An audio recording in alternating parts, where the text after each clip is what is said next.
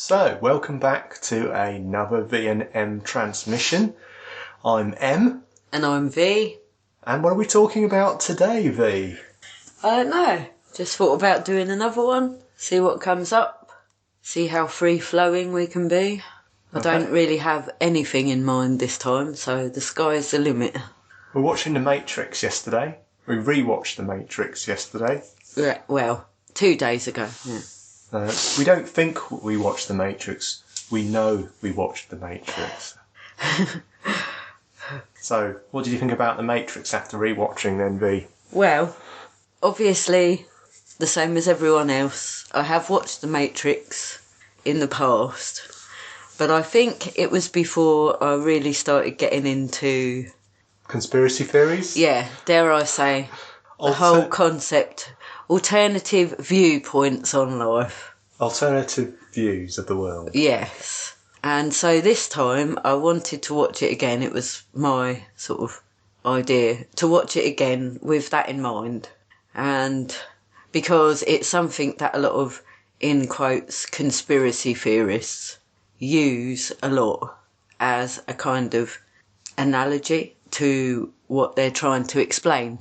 So that's why I wanted to rewatch it. And I must say I wasn't disappointed. I can see why they use it a lot. And there are quite a few that use it as well. And what if I told you that Morpheus... Never said, what if I told you? In Matrix. Anywhere in that film. In this reality. So there you go. I don't know where that's come from, but maybe it came from an advert or something like that. I don't know. A meme. Who knows? I don't. Anyway... so what about it impressed you then, V? Well, obviously, I don't go much on the actual storyline. I do not think that we are essentially in pods in some massive human field of pods and stuff like that. It's an analogy. Yes, that's an analogy. It's a metaphor. But that aside, what they were trying to put forward is something that, yeah, I can definitely grasp. Yeah. I guess. So what are they trying to put forward? Who trying to put forward? Because we can look at the this makers of the Matrix. Well, the makers Let's of the Matrix just say that. Were attempting to make a film based off Ghost in the Shell. Yeah. Ghost in the Shell is slightly different in that people aren't inside a virtual reality in Ghost in the Shell. In Ghost in the Shell, everyone's a cyborg and they can go into virtual reality sort of at will. And so it's like everyone's connected together in this big network.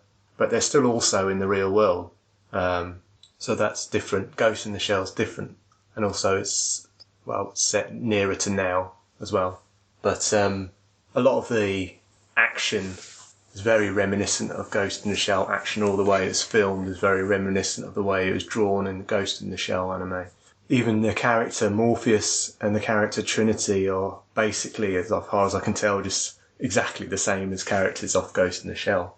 You see, I don't think I've watched that either, so that will have to be added to my list of films. Well, it's not. Well, it's a film and a series, and I think. Oh, okay. To be honest, that it's felt like the Matrix was more like the series than the film.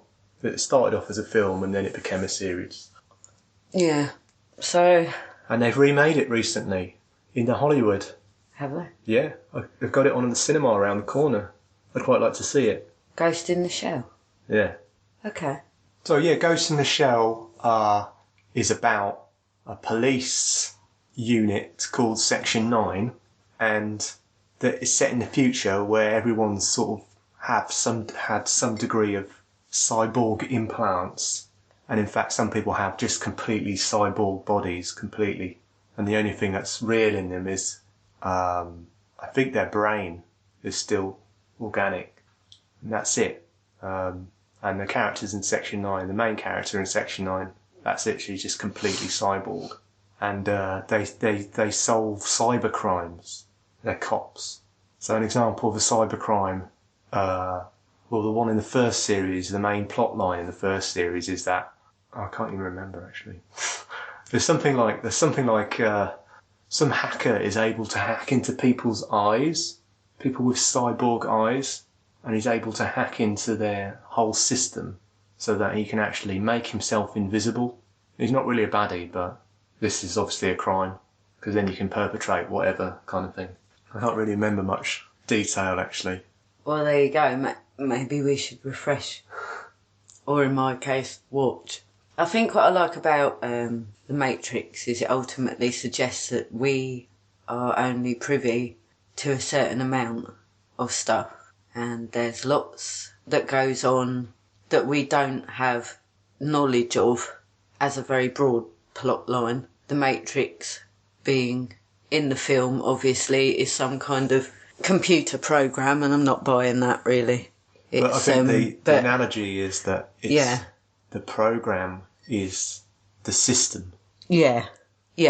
So we live in a system, a way of doing things that is so ingrained into us. Yes, that we will fight to defend it.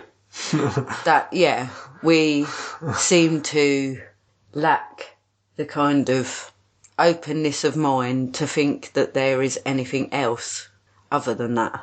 And that's basically the analogy of the Matrix. Obviously, I think it's a more organic thing than that. But throughout my life, this is why that kind of way of thinking fascinates me throughout my life, really, from, the get-go of sort of more of a thinking consciousness anyway. I always was someone who kind of was able to perceive, it seemed, far more than a lot of people did about kind of environments and atmospheres, and so growing up it was always like I was told a lot that I was hypersensitive, and I don't know why, but the people around me used to sort of tell me that as if it wasn't a good thing, as if I just needed to lighten up a bit, basically.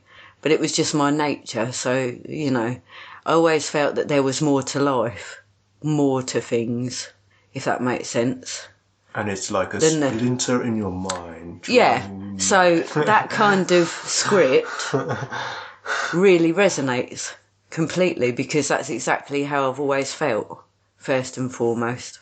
And I like The Matrix because it has kung fu, computers, and it's got everything that M could possibly want in a film, basically. So obviously, and science fiction. Yeah, perfect. And sort of alternative reality. Yeah. It's perfect. But I'm kind of looking at it from more of a, I don't know, metaphysical, esoteric kind of thing. Just how I've always thought, really. I thought they did some nice touches with it as well, like when he goes and sees the Oracle and she's got the sign above the door from the Oracle of Delphi, which basically translates as know thyself, which was a nice touch. So it definitely goes with the old mystery school ideas and deeper levels of things.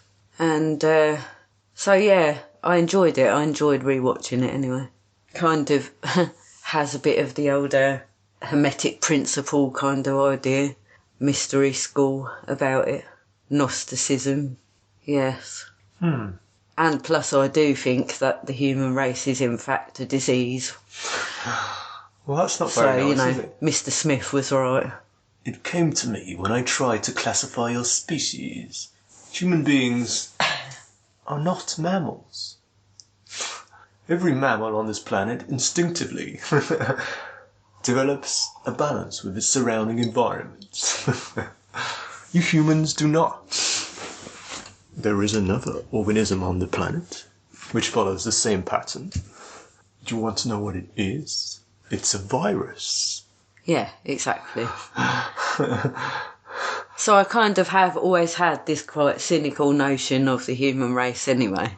Like, we're no better than bacteria or something in some respects, the way we just sort of go into an area and take it over and drain it of everything that could possibly be any good and then move on. Cynical as it sounds, that is what happens. That is what we do, so... That is not our fault, though. Is it the fault of a bacteria? No. No. No, but I don't even mean it like that. What I mean is like our the drive of survival that every living thing has on the planet. It can always encounter a situation whereby it actually it is forced to evolve in a certain direction, whereby it has to come out of whatever niche it was occupying and into other niches just to survive. And the way we did it is sort of the ever expanding pattern whereby, that if we run out of stuff in a place, we'll move on to the next place. It's the nomadic kind of principle. And we are adaptable, highly adaptable to new environments, and therefore we can exploit new environments. And, we have our ways to do this.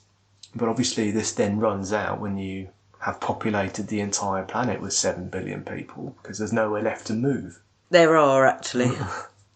The planet's not overcrowded just yet. Well, 7 billion does seem like a lot of people, but technically, no, the planet is not covered yet. I think you're still onto a losing philosophy. You're still onto a losing mechanism, really. It eventually will cave in. There is no doubt about that. Yeah. If we continue along the same pattern, which is why we have to, as, mammals, if you like, instinctively develop a harmonious relationship with our environment. Yeah? I think that is the key. We haven't got a harmonious relationship with our environment at this present moment in time. It's the only way. Yeah. And whether we can achieve that, I don't know. But I think the only way of achieving it is through culture, because culture is the system that controls us. Yeah.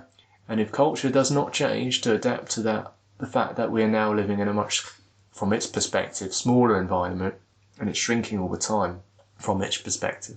Of course, it's not actually shrinking, but just the number of people is going up. But so, if it can't adapt to that change in the dynamic, then it's not going to last. And if it doesn't last, we won't last, because we're dependent on it. And so that is why we're making these recordings. Yeah, essentially. Acknowledging the fact that culture is a collective brain, and we're just pumping information into it. Hello, culture, wake up now, please. Yeah, but so if you say that culture is an actual living thing, one brain, then basically culture needs to know thyself. Yeah. As a whole, and that's the whole point of doing this, yeah. Well, it is, anyway. And of course, we can know ourselves, and that might help, but it might not help, because obviously it needs to be a much higher percentage of the population of the culture knowing thyself in order for it to actually make any difference, unfortunately. Yeah, I think though that's probably the wrong way to go about it, because what I tend to observe with spiritual people is that they isolate themselves from culture and devoid themselves from culture, because culture has led us in the wrong direction, and they can see it because they're knowing themselves. Yeah, that's how I feel. That's how I feel. And I've been through this process, and on the other side of it was my realisation that actually, in order to have effective change, we can't just look away from culture and pretend it doesn't exist, because I don't think I'm doing that, though. No, I'm not saying you are, but this is my realisation. I was rejecting culture. I was tuning into my own nature, and this is valid, but in the process of rejecting culture, I was basically turning my back on it. But at the end of the day, it's not going to disappear just because I'm not looking at it. So therefore, I am now creating to put into it. And that's what's changed in my way of thinking upon that realisation. Yeah. And so it's not just enough to know, or it might be enough. It's not enough for people to know themselves, but they need to then realise that they are part of this process. It's a genetic and mental process that we're all engaged in, and the genetics really, it's all nailed, basically, all that shit's been going on for billions of years. But this mental aspect is relatively new. We're still on our infancy. Very much so, I think. The strategy of survival via mind is still in its infancy. Yeah. It remains to be seen what will happen. I came to that realisation a couple of weeks ago, actually, that spiritually speaking, I think that the human being is definitely still an infant, basically, in so many ways. And it's hard to describe really what I mean, but just when I look at, spirituality throughout cultures, I just think it just occurred to me a couple of weeks ago now that actually it's all just rather childish and immature. I think we discussed this a little bit on the last transmission, actually. What do you mean childish? What, spiritual stuff? What? Spirituality, no, but the way it manifests through culture, i.e. religion, Yeah. especially the Abrahamic religions, Well, but other religions as well. No, I mean, it's just it's all over the completely place. immature. It's completely immature. This is one of the reasons why sort of people sort of scoff at New Ageism, is because as well as creating some good ideas, they create a whole load of shit ideas. They do, yeah. Yeah. So, you know, and I definitely know that one, trust me. But I'm talking about the kind of more prevalent religion, basically, is what I'm aiming it at. And I'm not just talking about Christianity, I'm talking about the other two big ones as well. It's like you really stand back and look at it and you realise that it's no better than a story you tell a kid. And what it's asking you to do is just believe it, follow it, take it as gospel.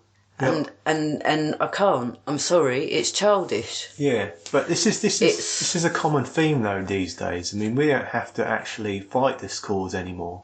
It's already happening. People are already. It is happening, but still, actually, it's still got its grasp on people.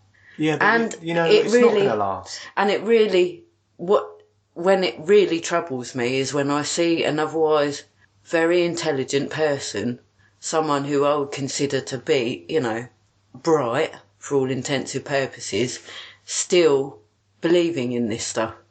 Like, it's a mentality that I struggle to understand, quite honestly. I don't think we need to worry about it. Why the questions just are not coming up. What makes them keep hold of it? Personally, I think what makes people keep hold of something like that, especially if they've been indoctrinated to any degree with any of these belief systems, is fear. They're scared of what would happen if they don't. It's so ingrained into them that, you know, the idea of saying, oh, actually, that's not what I believe, deep down, they're scared of doing that. Well, it's you know, I am going to go to hell now. Well, that's it. There's not just that. There's this fear of the void, fear of the unknown, discarding all your beliefs. Yeah. You have to that you've had throughout your whole life. Embrace the void. Yeah. Nothing. But the cool thing about nothing is that you can paint whatever you want into it. You can put whatever you want into it, and that's the brilliant thing about nothing, and that's what people are scared of it, but really it has infinite potential. Yeah, you see, I think that's why my mindset, I was lucky in some respects that my childhood was not overly stuffed full of the kind of religious dogma. I knew of it. I never really took it that seriously. My parents definitely weren't that way inclined. In fact, probably my dad was completely religious in an atheist sense. So I already came from a place that I feel actually was quite balanced to begin with. And I was allowed most of the time, well, I don't know if allowed, but I did most of the time go on my own journey with it. And it's actually made me a very spiritual person, I think. Not a religious one, though. You know what? So I don't think we need to fight this battle because it's already happening and it's already transforming, and I don't think it's going in the wrong direction. You know where I think perhaps things are lacking is in actual practical substance. How do I actually engage in this spirituality of myself? You know, how do I actually get into it? How? Because often people want to be told what to do, and as soon as you start telling someone what to do, whereas I never liked being told what to do, so that kind of worked in my favour as well, in a strange kind of way. As soon as you start telling someone what to do, it's up to you to put the brakes on yourself as a teacher and say, no, I'm not going to tell them everything. I'm only going to tell them the bare minimum of what they need so that they can then take over the reins. Yeah. And that is a trick. And it's not exactly in favour of the teacher. It doesn't benefit the teacher. But it's not supposed to, ultimately, is it? No, it's not supposed to, but you can imagine, you can see why things get corrupt. Because the teacher doesn't want to let go, because it's not in their interest to let go.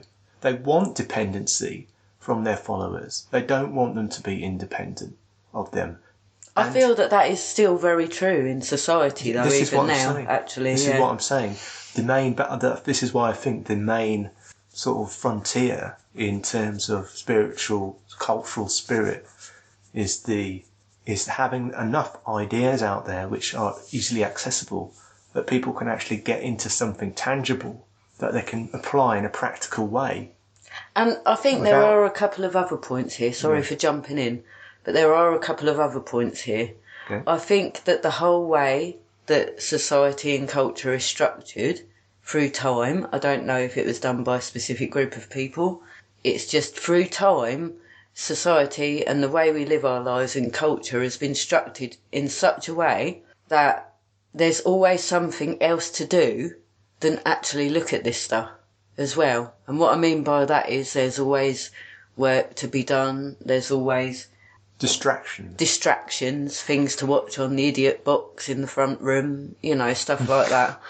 Or the idiot box in the back room. Yeah, whatever. So spirituality seems to be something that people, if they do at all, they have designated times for and places for, like churches. This is something that occurred to me. But what people fail to realise or are not told is that actually you can be spiritual all the time if you want. Yeah. It's not... See, people equate looking into spirituality as making a really profound effort, and one they're not willing to make, quite frankly.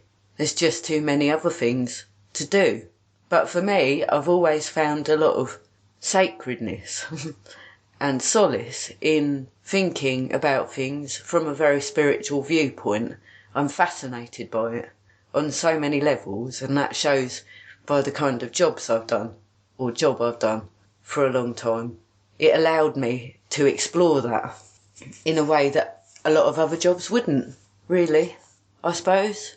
So I think there's that element as well. Like, spirituality is not considered a priority. Well, I mean, it probably can't be considered as priority because there are practicalities of life. But having said that, there's always slices of time in your day that you can use, and they're there. Like, I have my lunch break, or I have my car journey, or I have my evenings with my beloved wife, where we talk about all sorts of interesting things. Yeah, but that's just us, and a lot of people don't think like that at all. It's just not part of their lifestyle. No, but you've heard of free time, right? Yeah. Is it free if you have to do something? No, it's not free if you have to do something. Only when you don't have to do anything is it free. So therefore, in these slices of free time, you can actually place some kind of spiritual contemplation. Things like meditation, discussion, all sorts. Anything you like, really, that you consider to be spiritual. But, yeah, I mean, this is what I'm saying, going back to where I think things need to actually become more distinct and less sort of bollocky, is in the actual how to get into this kind of state of mind quickly, without having to sort of go, oh, what do I need to do? Do I need to do this? Do I need to do that? Do I need to do that? People just should know this kind of stuff. People should just know how to meditate, period. I think it should be taught from an early age. I mean, when you say taught, I think what you mean is encouraged. Encouraged, because actually meditation is natural. Yeah. So therefore, you can, obviously there's loads of different ways to meditate, and you can introduce people to different ways of doing it, but ultimately, it is based off them, and so therefore it's natural. And so, this idea of, I have to learn how to do something. You don't have to learn how to do something. What you have to do is look at yourself, and that's it. See, I had a strange conundrum with meditation. For years and years, I thought that it was like an ever-elusive thing that I was never going to be able to do, until very recently, until 2, maybe 1 years ago, when I actually had a kind of epiphany with it. But part of that epiphany, strangely, was the realisation that I'd always done it. I'd always meditated. Mm. That was the strange thing about it. Yeah. So I was trying to do something that I actually naturally did anyway. Yeah. And it kind of was a bit of a mind blow, to be honest, that. The only difference is the shift of consciousness. Yeah. Instead of being unconscious of not aware of doing it, you become conscious of doing it. I'm not sure that there's anything to be aware of, particularly. That's the thing. Well, there's always something to be aware of. That's the nature of consciousness. There's always something there. Yeah. It's the approach. It's like... I think what swung it for me was the Buddhist stuff I looked at for a long time. The deliberate approach rather than the accidental approach to it. And that's it. That's all there is. No, so this is how it was for me, and I think it's slightly different to what Em just said there. You always have to deliberately sit down. So I tried to deliberately meditate for years. No, I'm not talking about doing meditation deliberately. I'm talking about making the space in which to do it and the time in which to do it deliberately. And it wasn't until I said to myself one time as I did this, oh, you know what? I'm just going to sit. That's all that I did. And it was one of the most sort of transcendental experiences I've ever had. Because I just literally got so fed up with trying that I stopped trying. And I just sat. And that was it. That was it. And that set my ball rolling, so to speak, so that I was actually doing it in a more conscious way. You clear a space. It's weird. Of time and space. You clear out and then stand in the middle and something will pop in. Yeah. Something, because you can never have nothing. And quite quickly after that, I think I did reach a point where my mind was literally still for a brief moment until I thought to myself, oh, my mind's still. And then it starts to be a bit weird and you try and keep it there, but you can't really. That's it. It's no. Oh, shit. No, you can. Yeah. But you can't think, oh, I need to still my mind. No. That won't work. So I've really enjoyed the process, I think, more than any other time in the last couple of years, really.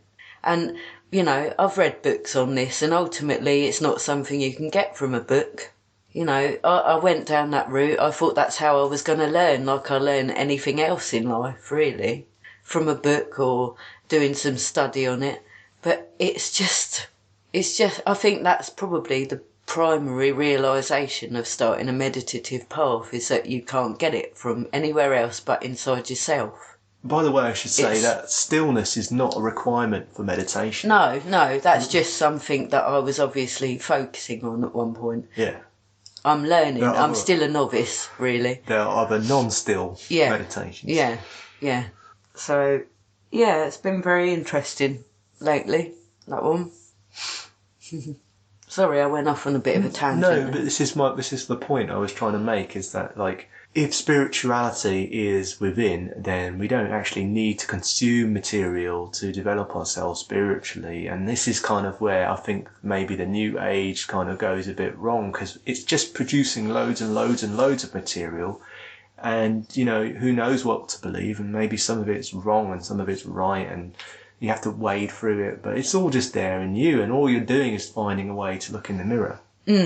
That's what I've always used for, and some of it I just literally, I go, oh no, that's not me at all, and I turn my back on it again, that's it, it's done. But I've looked at I've looked at vast amounts of stuff. You know, some I've taken on, some I definitely haven't, and you know, there are a lot of spin doctors in the New Age, just the same as any other kind of religious or spiritual practice, I suppose. The New Age has got them as well, in abundance, and you just have to sort of wheedle it out and go with your own instincts, I suppose, to this stuff. Yeah. That's how it works. People want to make money. Now there's a god for you. Money makes the world go round. Yeah, money is God. It's the one everyone worships, no matter what else you believe in. Is money going to ultimately be where we end up if we ever achieve balance with the planet? Are we going to be using money at that point? I don't know. Because one thing I noticed about money is that it seems to ramp, or at least capitalism. I'm not sure about money, but I don't think you can have money without some form of capitalism emerging is it seems to ramp up the rate at which we just spend resources from the planet, much higher than it would be if we didn't have money. Because money is a mechanism for exchange. It makes it easier to exchange goods and services and material and whatnot. But then everything becomes so easy to obtain that we start to waste. You end up buying things you don't need and they just get wasted. And while some people are going through the process of wasting the planet unnecessarily because they're consuming things they don't need, other people are going without. And it seems to be inherently unfair. And it's just simply brought on by the simple fact that you can make money with money. Lending money, or having assets rather, allows you to acquire more assets. So if you happen to have more assets in the first place, if time was on your side, if your family was on your side, if the part of the world that you lived in was on your side, if you have those assets in the first place, you can use those assets to acquire more assets. Assets equals either money or material wealth. And a lot of it just goes to waste, especially when you consider you can't take any of it with you when you die. So it seems to me that money fosters an unequal distribution of wealth. On the plus side, it does... And it's getting very extreme these days as well, I'd like to say. Yeah. On the Definitely plus side, in recent times it's got very extreme. On the plus side, it allows self-organising systems.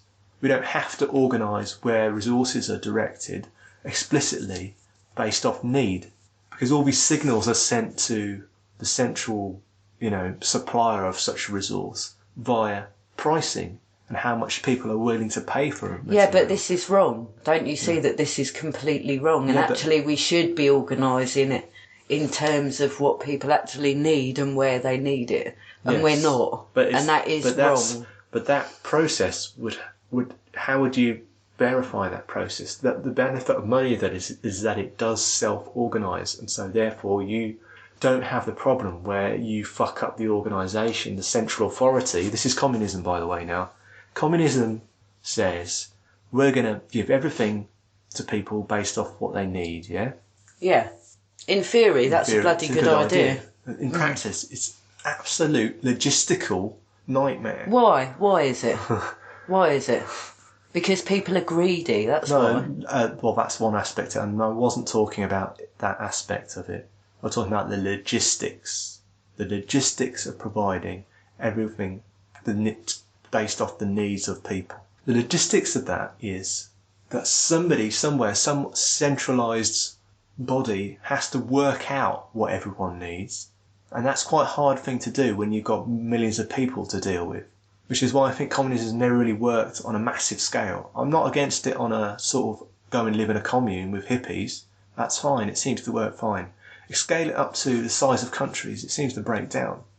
And you get corruption, because obviously these people in the central authority locations which are organising all this stuff take liberties. Because they would, wouldn't they? At least some of them would. Maybe not all of them, but some of them would, and they're going to be corrupt. And so it's open to corruption as well, and so the whole thing goes basically tits up. Yeah, but don't you see that the way we're doing it is actually corrupt completely? Well, so why is that any worse? It's corruption, but the corruption doesn't threaten the system, whereas in communism it does threaten the system. Yeah, but it needs to be threatened. That's what I'm saying. The system is wrong. Well, my point is that neither system works particularly well, and this is what I'm thinking. And it boils down to greed. How do we send the signals of need?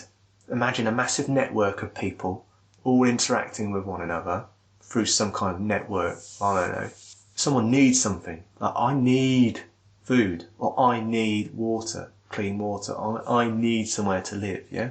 And then someone else somewhere has some clean water or some food or an excess of places to live, and they have an excess, yeah? And how does person A connect with person B?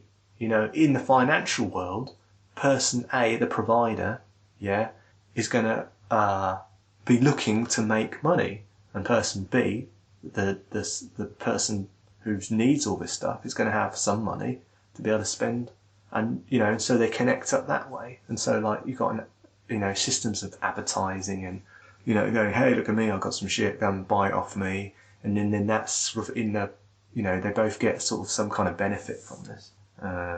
But you take away money, then you're taking away a signalling mechanism, and it has to replace with another signalling mechanism, and I just don't know what that new signalling mechanism should be. That's never going to happen, honey, because of greed. It's that simple. The fact of the matter is, we didn't evolve to see a picture as large as that, and to take into account the needs of someone in a different country. Well, it has to happen. So what we tend to do is hide from it, or turn our backs on it, or just ignore it. It's not that we don't know these days, because we do know the situation of a vast amount of the people in the world is very dire, not good. No. It's nasty, right? That's but we don't take any. No, it's not. It's not at all. It's not at all. Actually, negative information. It's true. That is all right. There are people in this world that literally do not have enough food or water that die because of that reason, yeah? And I'm not just talking about Africa. I'm talking about South America. I'm talking about people in the Middle East. I'm talking about, millions and millions of people. Yes, and we fail to look at it properly. We don't fail We to ignore look at it. We are constantly told about this type of thing. We don't fail to look at it. The issue is not that we're not looking. The issue is that... What, are we desensitised then? No. The issue is simply financial. What do you mean? It's that our financial structures are not set up to sort of provide based off need. They're set up to provide based off, if you have assets, then we will exchange some assets for some other assets. It's pure greed. Well, people are greedy. The system is at fault, I would say. People aren't greedy. Yes, they are. No. Yes, they are. That's it. I mean, no one needs billions of dollars in the bank. No one. I don't have billions of dollars. No, but I'm not just pointing it at us. I'm pointing it at people, like really wealthy people. No one person needs that amount of money. Okay? Right. That is way beyond need. Okay, listen to And what are they using it for? They're not using it. Yeah, right. And there are people that are starving in the world. Some people are greedy. Yes.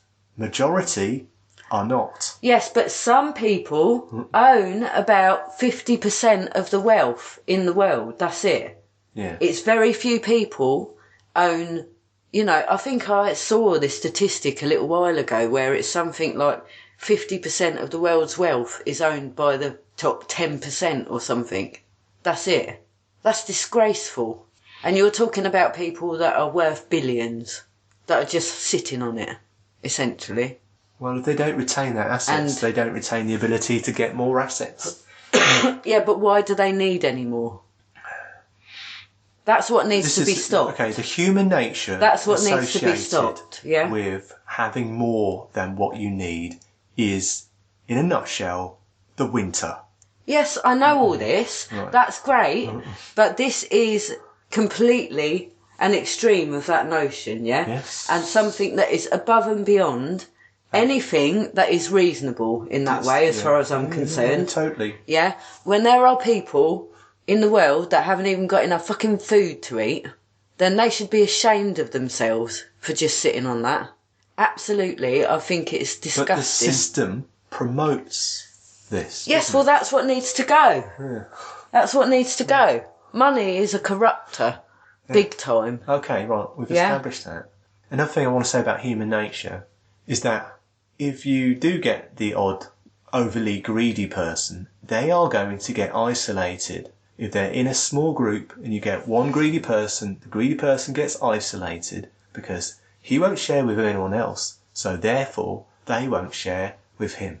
And so he becomes isolated and therefore vulnerable. So the fact that we're not in small groups has actually allowed us to promote greedy people, because we can't get a grip on who these people are anymore. We can't name and shame them. They're too anonymous because of the sheer number of The people really, in the world. really wealthy ones. I'm not talking millionaires, I'm talking billionaires. You don't hear their names in the news.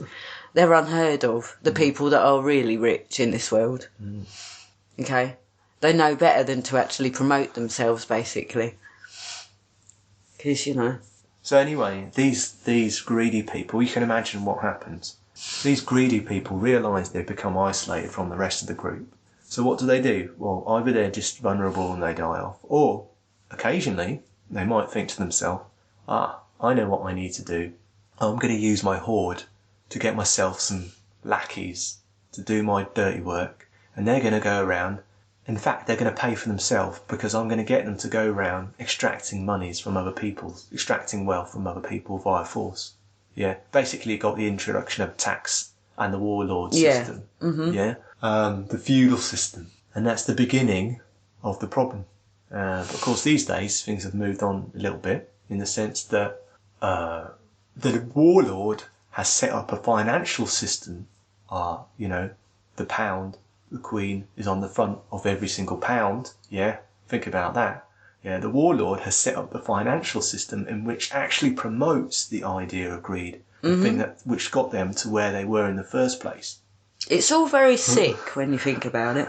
It's all very twisted. And then everyone becomes isolated from each other. Yeah. Because we're all struggling to keep up with each other's greediness. And what we don't realise is that if we all just work together, it would be awesome. And this is why we find it so hard to think, how the hell is the world going to come together in peace and harmony? Well, it's already sort of moved away from peace and harmony by the natural processes that have taken place over time.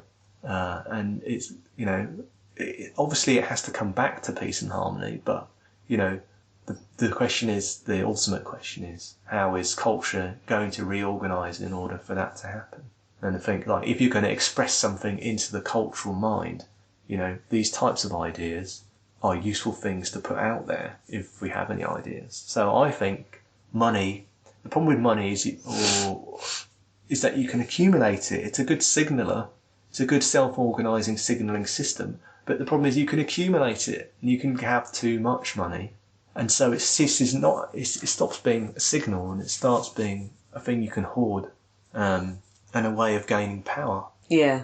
And so it has a positive aspect in its signalling ability, but it has a negative aspect in its accumulation ability. It's accumulable. What we want is signals that are not accumulable. Can you imagine some kind of law being passed to say that you can only have, a certain amount of money for yourself? Be a worldwide law, wouldn't it? Yeah, it would have to be like a global law, right? Okay, folks, you can only have blah, blah, blah amount of money divided up between everyone. That's it. At any one time in your bank account, you can have. What happens if you go over that? Then you have to buy assets like gold, and then it gets you out of it, doesn't it? Do you mean you can only have a certain amount of assets? Yeah, assets, yeah. And what happens if you go over that asset register? Why would level? you? No, I mean, what happens? 100% tax? And then that means the government get it, doesn't it? And can we trust the government to redistribute it fairly? Probably not. Not this government, anyway. Anyway, yeah, I suppose it is a bit kind of communism, but... It's not that's not really communist, that's just socialist, really, in the sense that, we accept that, we have markets, we just want to control them. That's kind of socialist idea. Because if you think about the people on the really bottom rungs of the financial ladder, people that are on benefits, it's dictated to them that they can have a certain amount each week or month. That's it. No more. That's it. That's all they've got, And why should that not be the case with everyone? Because if you've got someone who's relatively wealthy telling someone else who isn't that, oh no, that's plenty enough to live on, you can live on that blah, blah, blah a week, no problem. You don't need any more than that, essentially. Then why shouldn't that be the case for everyone on the planet? Yeah. I mean, the counter-argument would, of course, be you're taking away the motivation of people. And if people get demotivated, then what you'll see is scarcity because we I won't don't be think you providing would. enough. I don't think you would, because let's face it, a lot of the things that people are motivated on are completely unnecessary anyway. Really. Completely unnecessary. And if it was like so that, you I see think scarcity people... in unnecessary items. Yeah. So be it. So all the smartphones, Yeah. TVs, It is unnecessary. computers. See, this is kind of minimalism again, isn't it, really? Shoes. You won't like that one. No, I won't like that. But from a minimalist point of view, it is unnecessary, a lot of it. A lot of what people fill their time up with, a lot of what people do for a living, really, is an unnecessary thing and is not necessary to sustain life. And what will people do instead then? Go back to... Just have to have parties more often, wouldn't they? Yeah, well, they'd enjoy themselves a bit more, I'm sure. Yeah, spend less time. They'll have more time for things like spirituality and, you know... Yeah, but you got to have some fun as well. Yeah. By the way, spirituality is not necessarily unfun. Why do you not equate it specifically with fun? I'm speaking on behalf of the person who's listening to this. On their behalf, spirituality is not equated with fun. Wrong. Yeah? If you think that, you're doing it wrong. Yeah. Spirituality can be expressive and creative. Spirituality can be amazing. Yeah. It can be the most amazing thing you ever put your mind to, quite frankly. It's like an orgasm for your mind. Yeah. It can be. Or an orgasm for other parts of your body. Nice analogy. But it can be. Yeah. You know, that is right. Yeah. That's how it feels to me. And it's not always necessarily inward either. No. It can be, you can have a good time with people and it's a spiritual experience. Yeah, and you think, you know, I really got inspired by that. I really found that a fantastic time, you know, that I had with those people or whatever. Connectivity between people, I think, making time for this stuff, because that's the thing, you know, people do all these weird and wonderful jobs that they think are important, but in the big picture are not, in anyone's mind, really important. And that's time wasted as far as I'm concerned.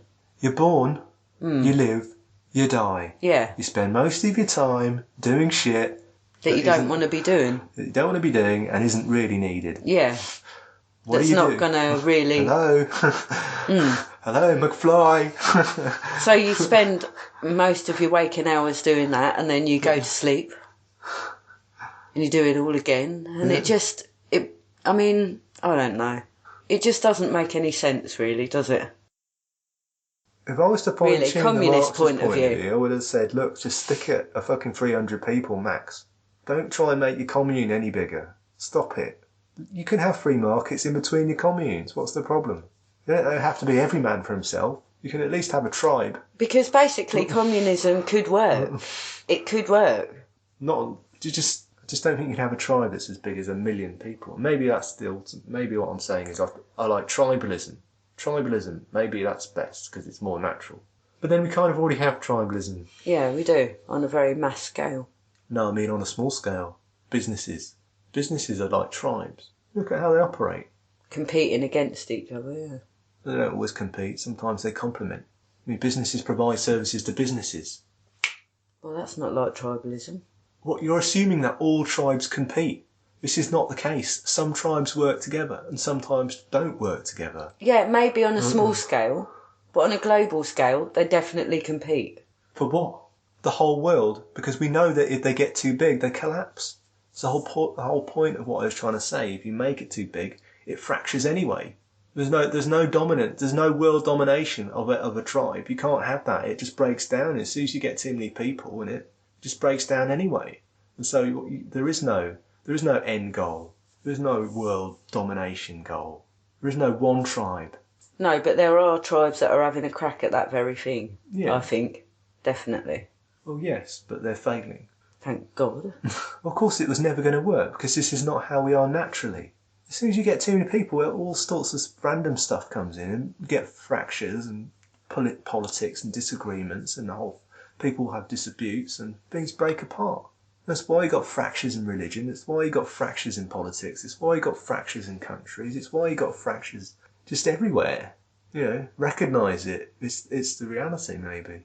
You know, maybe that is embrace the natural rather than the unnatural. Accept we are tribal.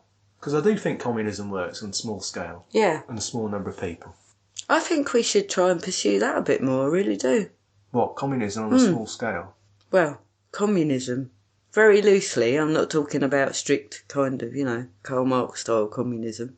I'm talking about just taking those ideas, taking some of those ideas and seeing what can be done with it. Start small kind of thing. We know what can be done with it. You can have a cult for a start. I don't want a cult. Well, here's what I'm saying. I mean, you look at a cult. Everyone goes and lives in a building. No, they don't, honey. That's just a kind of some cults do that. picture. No, yes, but very few do that, actually, I'd say. Okay. Really? This is not a numbers game. I'm just saying that some cults do that, yeah? And why do they do that? Because obviously everyone's pooling their resources together. They all believe in the same thing. They kind of got a theme going, Various people have done it in various different ways. It works all right, It's like a commune as far as I can tell. It's just a commune of people who actually share some beliefs in common with. You're not just getting random people and shoving them together in the building, which is what, you've got to have some kind of theme to attract people into your group, don't you? Mm-hmm. And so that then becomes the basis of some form of belief system within your group, an individual group belief system. Loosely speaking, you can call that a cult. I wasn't talking about that. You were talking about communism on a larger scale. No, I was talking about communism just to give everyone on the planet the basics, what they actually need to live comfortably. That kind of communism. Saying, okay, let's have a start point here. Let's say that everyone is entitled to this, this and this. That is an entitlement, a birthright. That is what you're entitled to. And everything else above and beyond that, you work for. That's not communism. Well, no, it's not communism. It's just my ideal of what would be. There's a basic level of entitlement for every person on the planet. No one goes without that. And any money that's made after that is kind of up to you. And then there's a limit at the top. And then there's a top limit, yeah. So there's a bottom limit and a top limit. This is socialism. Why? I don't know why, but that is what socialism does. I don't know why.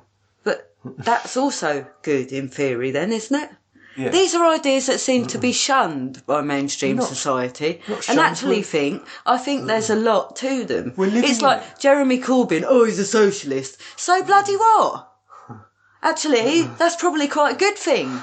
We're living in a socialist society. No, we're not. Yes, we are. Well, yeah, but very loosely, we have I'd say. NHS and we have... Yeah, just. We have child benefit. Yeah. And we have unemployment benefit. Mm-hmm. We have lots of socialist benefit. Yes, but, you could argue that actually that's not livable. No, you can, yeah. It's become unlivable. It was introduced, 40 years ago, and maybe less than that, 30 to 40 years ago. And these things have now become outdated. Yeah. And they need to be updated, perhaps. Yeah. It's like everyone just pulls all the wealth in the world and everyone gets an equal share, right? And what they do with that is up to them. Worldwide socialism. Yeah. Now the next problem is implementation. Yeah, because the people with money ain't going to be willing to give it up, and the people that haven't got any money can't exactly, force them to give it up. So. Well, they can if they organise themselves. Look at the French Revolution. Do I have to? If you don't have to, no. The point is that if people get together, then actually people power rules, pretty much. Yes, definitely. But I think getting people together behind any effort of that degree is quite a hard thing to do, basically. Well, that's where the sort of ideal comes in. You have to inspire people with an ideal. Yeah. Anyway, can we stop now? If you want to stop. Yeah. All right, then. I think we've said enough. I've ranted enough. We've ranted a lot today. And I'd just like to say, personally speaking, that I think we may have overstepped our actual abilities here. But it's an interesting journey. What do you mean by that? Are you going to start a revolution? I'd like to, yeah, I'd like to. Come on, let's go. Go on then. Let's start it. Go on, do it. A revolution in consciousness. Oh no! Let's go for it. I thought we were talking about socialism. Well, it's got to be everything, all or nothing, pal. Let's just go for it. The world's not right as it is. Let's just do something. Social, spiritual. Yeah. Oh, yeah. You heard it here first, folks. Yeah. No, I definitely wasn't first, but yeah, you heard it here anyway. No, it's V's idea. I have nothing to do with it. I take no responsibility. Therefore, he will if it goes right, though. Therefore... Trust me, he'll be right up there on the podium. Therefore... Yeah, it was my idea. No, it wasn't. No, I'm on record. Therefore, dodging the bullet. What bullet? The bullet. The inevitable bullet. I don't care, really. I'm entitled to my opinion. All right. And on that note, now I've upset just about everyone. With money. Yeah. With power. Oh well. With the means to kill you. Oh well. At least I won't be their slave then. Great. Yes. I'll make sure that gets written on your tombstone. Yeah, please do. I don't want a tombstone. I want to be shot up into space. You wish. That's not going to happen. We'll be poor and destitute. Alright, bye. Bye.